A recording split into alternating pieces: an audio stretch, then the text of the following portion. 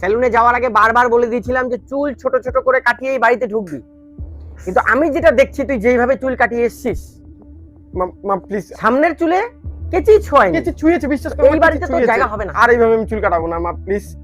আমি কোনো কথা শুনবো না। তোমার কিছু বলার আছে? বাবা, কোনো ভদ্র বাড়ির ছেলে এইভাবে চুল কাটাবে না।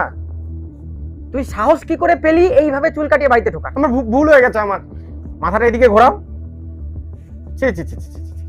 ওইদিকে ঘোরাও। ছি, দুপাশে চুল নেই, মাঝখানে শুধু চুল। আমার ঘৃণা হচ্ছে দেখে।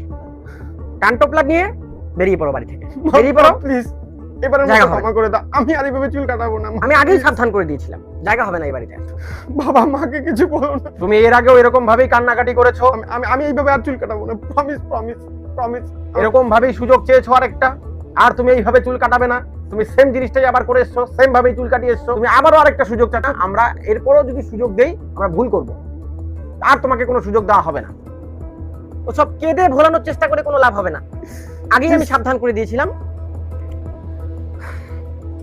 তোমার তাতে একমত? তোমার মায়ের সাথে আমি একমত। প্লিজ। তো তুমি এই বাড়িতে জায়গা হবে না, কথা ফাইনাল। বাবা, ফাইনাল কথা, জায়গা হবে না।